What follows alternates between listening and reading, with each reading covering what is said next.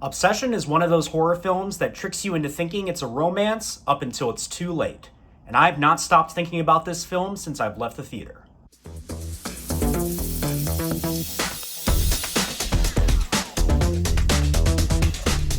Hello everyone, and welcome to the Caffeinated Critic. Today we are reviewing Obsession, directed by Corey Barker. This is a psychological horror thriller that centers around emotional dependency and manipulation. The film Obsession follows the character Bear, and he wants to get into a relationship with his friend Nikki. However, it turns into something much darker when he makes a wish that he wished he could take back. What starts off as a cute romance movie turns into something much darker and becomes a nightmare. So just some of my early thoughts. This film worked for me incredibly well. It's very uncomfortable, emotionally draining, and makes you really think about how people pursue these kinds of subjects. It's not an easy watch, and I do have some issues with the pacing in the film. But the performances and the atmosphere here definitely create a great experience. So with that being said, let's get into what works here. The standout here is absolutely Indy Navarrete.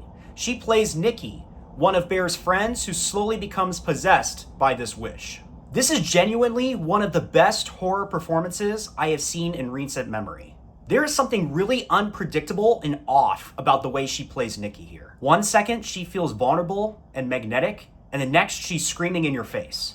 She also has some really quality scares involving irrational body movement and screaming at the camera. It really is a performance built on subtle facial expressions and physicality. And honestly, where she goes as an actress next deeply intrigues me because people are going to be wanting to cast her all over the place after watching this. And then we have to talk about our protagonist, Bear.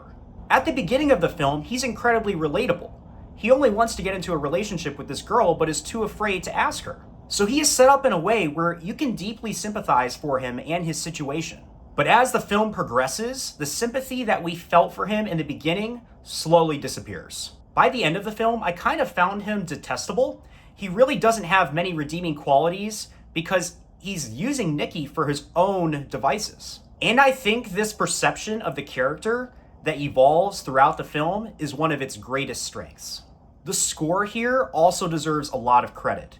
It feels like a romantic drama score, but there are some really minor notes underneath it that hint that something is off. There are scenes here that feel emotionally intimate and like it's a romantic drama, but the score underneath it makes you really question what is actually going on.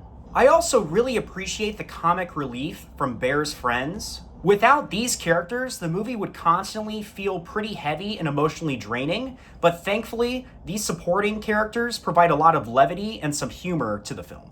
In addition, they also act as a foil to the toxic relationship of Nikki and Bear and present how really messed up it is. Specifically, a subplot involving Bear and Sarah that really mirrors the relationship between Bear and Nikki in an interesting way. There are also some scenes where things don't really happen, but the shadows and the silhouettes created by certain characters really add a creepy atmosphere and keep you engaged throughout the runtime. So now that we've delved into everything that worked in this film, let's go into what doesn't work.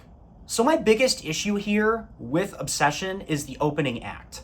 It is very slow and it feels like a different movie than what we were promised. The beginning really feels like an indie romantic drama that is trying to find its footing when things are a little awkward. Now, obviously, this contrast between the tone of the opening and the tone of the remainder of the film is intentional, but nevertheless, it did feel a little slow, and I kind of wanted them to pick up the pace to when the action starts to happen.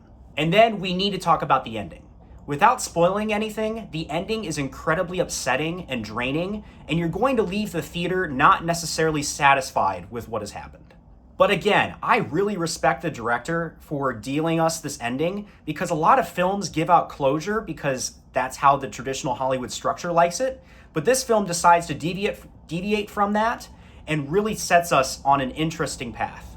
But the issue with deviating from traditional Hollywood conventions is that you're going to alienate audience members, and we're not going to be able to really rewatch this film all that much because of how it makes us feel.